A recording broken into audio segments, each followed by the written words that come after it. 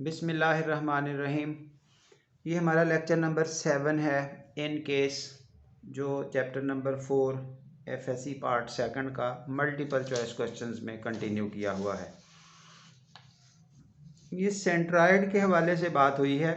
Centroid वो point होता है जहाँ पर मीडियन आपस में इंटरेक्ट करते हैं, आपस में इंटरसेक्शन करते हैं। तो मीडियन हमेशा इस रेशो में डिस्ट्रीब्यूशन करता है। ये मैं थोड़ी सी स्कीम समझा देता हूँ जल्दी। ये एक कोना है, अपोजिट साइड के मिड में से गुजरने वाली जो स्ट्रेट लाइन है उसको बोलते हैं मीडियन। एक कोना ट्रायंगल का अपोजिट साइड के मिड में से गुजरने वाली लाइन इसका मीडियन होती है। अब अगर कोना ये रखा जाए तो अपोजिट साइड का मिड ये है, तो ये वाली स्ट्रेट लाइन भी एक मीडियन होगी। इसी तरह ये मिडल पॉइंट है, तो ये वाली स्ट्रेट लाइन भी एक मीडियन होगी। तो ये तीनों मीडियन इस जगह आपस में इंटरसेक्शन करते हैं। ये वाला पॉइंट होता है सेंट्राइड। अब ये किस रेशो में डिवाइड करता है हर मीडियन को से? ये वाला मीडियन है, इसके इस साइड पे 2 होगा, इस साइड पे 1 होगा। 2:1, इधर से 2:1। ये है आपका क्वेश्चन कि जो सेंट्राइड है वो हर मीडियन को 2:1 में डिवाइड करता है। सो दैट्स इट। ये आपके पास स्टेटमेंट आ रही है। हाँ जी, उसके आगे बढ़ते हुए ये मीडियन की जो इंफॉर्मेशन थी, centroid of a triangle divides each median in the ratio of 2:1। ये रहा। चलिए जी, उसके बाद slope of the line parallel to this. इस लाइन की स्लोप आप कैसे निकालेंगे? वाया जो minus coefficient of x over coefficient of y, इस तरह से करके हल करेंगे तो 2/3 बनेगी। वो तो इस लाइन की स्लोप बनी ना, जो हमारे सामने गिवन है। तो जो लाइन इसके पैरेलल है उसकी भी इतनी ही स्लोप होगी। Parallel lines always have equal slopes, इसलिए ये रही। What's the nature of the line this when a is 0, b is not 0, c is not 0। अब देखिए, जब a को 0 कर दिया गया तो लाइन क्या बची?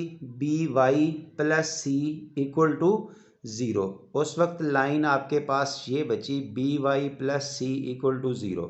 जब यहाँ से कीमत बनाएंगे तो आपको ये y की वैल्यू बनती हुई नज़र आएगी। जहाँ y की वैल्यू हो, ये देखिए y equal to this, y equal to this, y equal to this, जहाँ सिर्फ y की वैल्यूज़ आ रही हों वो लाइनें x एक्सिस के पैरेलल होती हैं। So that's it, parallel to x axis. जहाँ सिर्फ x की कीमतें मौजूद हों वो पैरेलल टू y एक्सिस होती हैं। ये आपको अंदाज़ा हो जाना चाहिए इस तरह की कैलकुलेशन से। Equation of the horizontal line through this point, ये मैंने पहले लेक्चर में बातें समझाई थी आपको कि ये देखिए, फिर मैं सामने कर देता हूँ। ये देखिए, अगर कोई पॉइंट इस तरह का दिया जाए और साथ ये कह दिया जाए line parallel to x axis या horizontal, parallel to Y axis या वर्टिकल, एक ही बात है। जब हॉरिजेंटल या एक्स एक्सिस के पैरेलल कहना है तो उस पॉइंट का वाई कीमत लिख देनी है, वाई कोऑर्डिनेट की। जब पैरेलल टू वाई एक्सिस कहना है या वर्टिकल लाइन कहना है तो उस पॉइंट की आपने एक्स की कीमत लिखनी है। उस पॉइंट में पहला कोऑर्डिनेट एक्स, दूसरा कोऑर्डिनेट वाई। अब देखिए, ये क्वेश्चन क्या है? Equation of horizontal line through this. Horizontal means parallel to x axis, तो आपने क्या लिखना है? y equal to 3। ये आपका आंसर है। ये शॉर्टकट रास्ता आपको ज़रूर यूटिलाइज करना बनता है अगर कहीं भी इस तरह की स्ट्रक्चरिंग आती है। सो अब इसको सिंप्लीफाई करते हुए 3 को जब इधर शिफ्ट करेंगे तो it becomes y-3। So that's it. ये आपका आंसर चॉइस आपको क्लियर नज़र आ रहा है, ये रहा। हाँ जी, which one of the following is an equation of the line through 1 0 and 0 1, through 1 0 and 0 1। तो अगर कोई कुछ नहीं समझ आती तो आप 1 0 को, यानी कि ये x की कीमत है 1, y की कीमत है 0, आप x की कीमत 1, y की कीमत 0 पुट करें तो आपको 1 = 1 मिल जाएगा। 0 1 अप्लाई करके देखें, x 0 y 1 तो 1 = 1, ये जस्टिफिकेशन मिल जाएगी। यही पॉइंट दोनों और किसी को सेटिस्फाई नहीं करेंगे। एक तरीका। दूसरा तरीका, आप इस 1 0 और 0 1 को आपस में मिला के यहाँ से बना लें स्लोप। ठीक हो गया। Slope difference of y over difference of x, तो आपको ये मिल जाएगी -1। अब कोई एक पॉइंट यूज़ करते हुए y minus y1 = m into x minus x1, इस फार्मूला से इक्वेशन बना लें। Another way round, x over a plus y over b = 1, सबसे ईजीएस्ट चार्ट। वजह उसकी क्या है कि ये जो पॉइंट दिए हुए ना 1 0, जब y 0 होगा तो ये x इंटरसेप्ट है, a की कीमत है। जब x 0 है तो ये b की कीमत है। तो आप यहाँ कीमतें लगा दें, a की कीमत 1, b की कीमत 1, तो इससे भी मिल जाएगा। ये 3 रास्ते आपको यहाँ से समझाए गए हैं कि आपको ऐसी जजमेंट किस तरह से की जा सकती है। चलिए जी, बहरहाल what ever one can do easily, ये हर पर्सन अपनी अपनी थिंकिंग रख सकता है। ये x over a straight line की 2 इंटरसेप्ट फॉर्म है, बहुत पहले बताया जा चुका। इसी की ये बात हो रही थी। x इंटरसेप्ट में y 0 होता है, y इंटरसेप्ट में x 0 होता है। ये ऊपर वाले क्वेश्चन में यही बात हुई है। जब ये y 0 है तो ये x इंटरसेप्ट की कीमत है a की, ये x 0 है तो y इंटरसेप्ट की कीमत है b की, तो वो आपने यहाँ लगा के लाइन बना देनी है। चलिए जी, next, 2 lines this and this are real and distinct if, real and distinct, real भी हों और दो सेपरेट भी हों, तो उसका तरीकाकार अब क्या है, दोनों की स्लोप निकालें, दोनों की स्लोप को पैरेलल रख दें इस तरह से। जब स्लोप पैरेलल हो, स्लोप इक्वल होंगी तो लाइंस आपकी पैरेलल हो जाएंगी। इस तरह से वो रियल और अलग अलग हो जाएगी। चलिए जी, उसके बाद question 104, 2 lines represented by this are coincident, already बात हो चुकी है बहुत दफ़ा, इसलिए ज़रूरत नहीं है। डिस्टेंस ऑफ दिस फ्राम 0 0, 1 2 और 0 0, इन दोनों पॉइंट्स का distance via this distance formula. दोनों x कोऑर्डिनेट्स का डिफरेंस, y कोऑर्डिनेट्स का डिफरेंस और स्क्वायर रूट, स्क्वायर और स्क्वायर रूट, ये दोनों डिस्टेंस फार्मूले हैं। आप इनमें से कोई भी अप्लाई कर सकते हैं। So you have the value square root 5। The coordinate of the point that divide the join of this and this in the ratio of 2:3 internally। अब देखिए, ये ज़ाहिर है रेशो फार्मूला आपके सामने आया, तो इसको आपने एक दफ़ा हल करना है। ये हो गया a पॉइंट, -6 और 3, ये हो गया b पॉइंट, 5 और -2, ये एक तीसरा पॉइंट है दरमियान में से p, जो आपको 2:3, इधर 2 हो गया और इधर 3 हो गया। तो इस पॉइंट की जब कैलकुलेशन करनी है ना, इसका x कोऑर्डिनेट कैसे कैलकुलेट होगा, इस वाले का x कैसे कैलकुलेट होगा, तो इधर वाली रेशो को इधर वाले x से मल्टीप्लाई करना है, -6 मल्टीप्लाई बाई 3, इधर वाली रेशो को इधर वाले x से मल्टीप्लाई करना है, +2 multiply by 5 divided by sum of ratios 2 + 3, जो सॉल्व होके बना माइनस का 18 प्लस का 10 ओवर 5, ये मिलके हो गया माइनस का 8/5, ये इस वाले का x आ गया। सिमिलरली ये सारा स्केच y के लिए रिपीट करना है।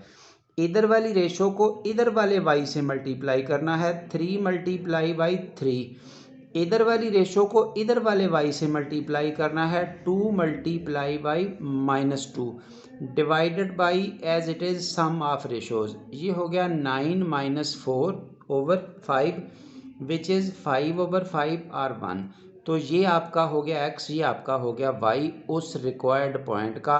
तो उसको लिखने का वे आपके पास ये रहा। सो दैट्स इट।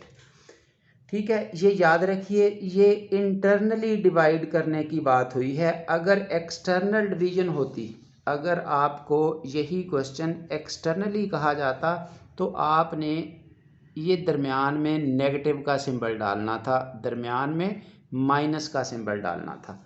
अभी मैंने फार्मूला नहीं लिखा, बस डायरेक्ट आपको उस रेशो से हल करके दिखा दिया। चलिए जी, नेक्स्ट 107 क्वेश्चन है।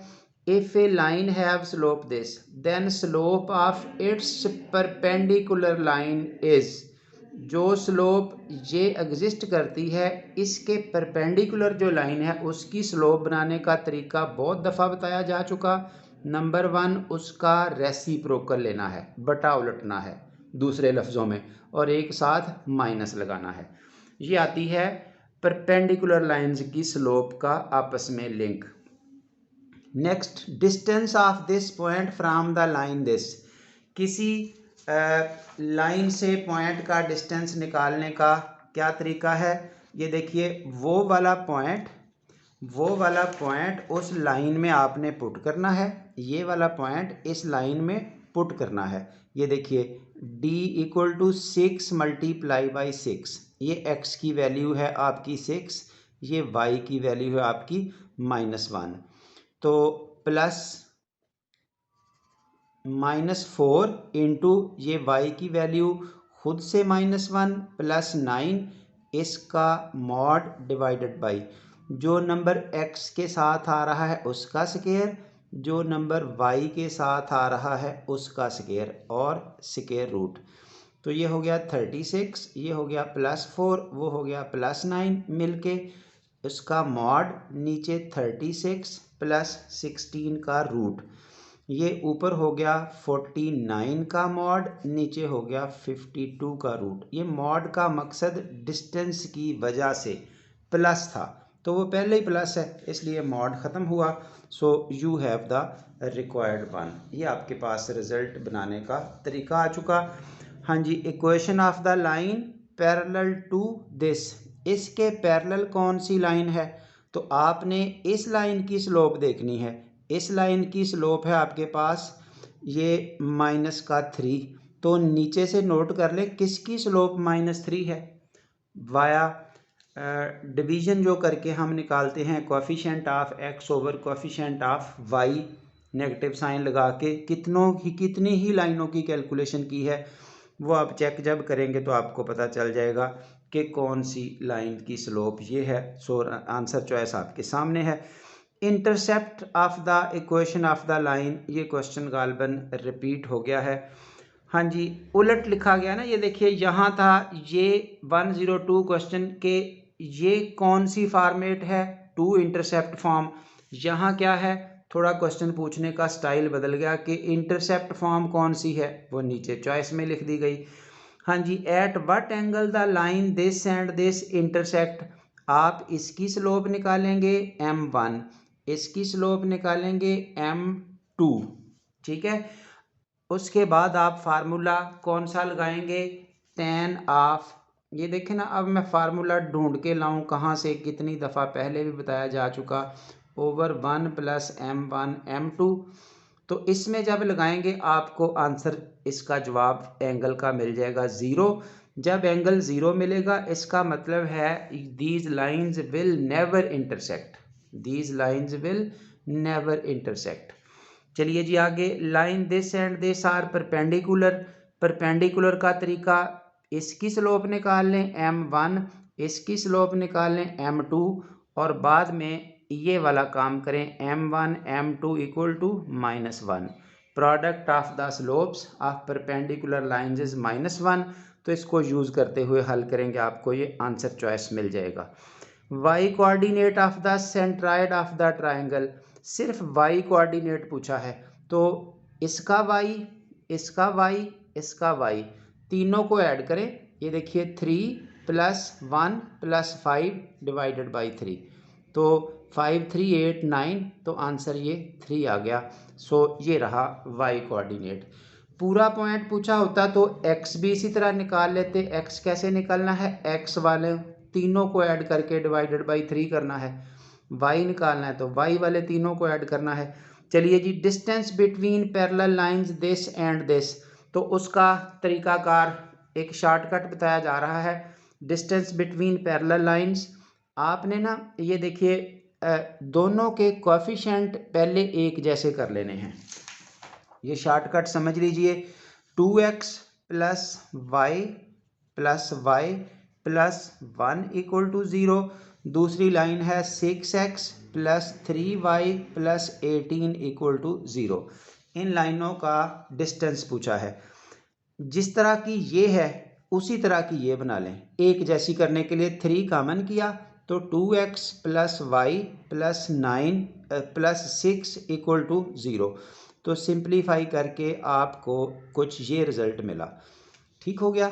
अब इसको और इसको ये चले मैं फार्मूला ही लिख के देता हूँ। a1x plus b1y plus c1 equal to 0। ये ax by plus c2 equal to 0, ये दोनों बराबर होने हैं बिकॉज ऑफ पैरेललिज्म। लाइनें यूं पैरेलल होंगी तो उनका डिस्टेंस निकालना है ना, अदरवाइज तो ना निकलना। अगर वो लाइनें पैरेलल ही नहीं है वो तो यूं कट कर जाएंगी एक दूसरे को, डिस्टेंस 0 हो जाएगा।